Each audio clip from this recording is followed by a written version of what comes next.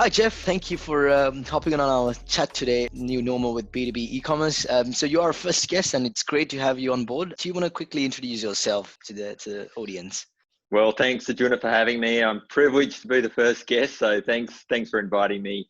A little bit of background. Jeff Clark's my name. I am currently CX Strategy Officer with Microchannel. Microchannel is an end-to-end business solutions provider. So we do work across all different touch points and industries across Australia, New Zealand, and Asia. My background has in the past been around a lot of technology, SaaS technology, MarTech, and customer experience, of which I've ran and led a business in Asia. Lovely. And to be honest, that's one of the reasons why I also picked you to be our first guest, because you have actually a lot of background and a lot of knowledge around helping businesses improve their customer interactions and taking them online and digital. And absolutely, I couldn't think of anyone better to have on my first session to pick your brain and understand how businesses can change. Too kind, Ajuna. Precious. You're too kind, mate.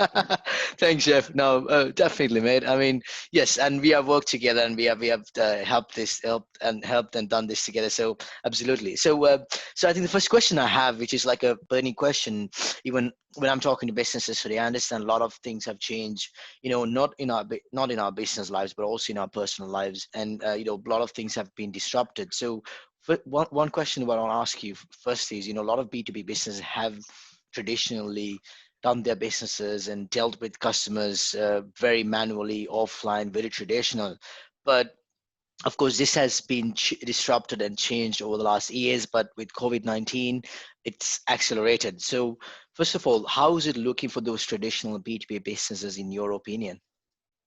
Well, it's going to have to be pretty tough. I mean, we've seen the trends moving to online and digital, and that's, we've seen a lot of transformation anyway in the last 5 years, with a lot of rapid expansion and a lot of businesses who've struggled, right, because other competitors are really moving really fast. But this situation has really just hyper accelerated what's going on, and the issue for those businesses that have a lot of manual processes, that it's very difficult to pivot, and it's very difficult to be where your customers are and reflect their your customers' behavior, of which now it's more and more digital, it's more and more online. So a lot of those businesses would be finding it fairly tough, and hopefully they have a plan in place that they're working through, and they've ticked some of those boxes, but I suspect it would be pretty difficult.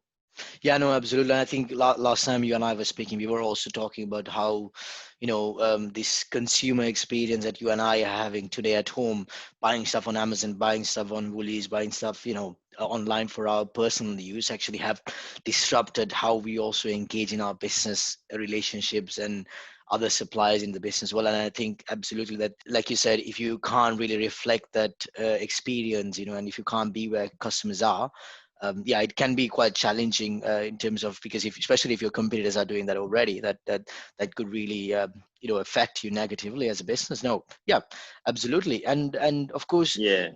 I was going to say, look, I think the big thing is that this is nothing new. This has been happening for a while, and B2B businesses are really reflecting what we do as consumers. At the end of the day, you're dealing with individuals, and individuals get used to working certain ways, and we want just stuff to work and be easier.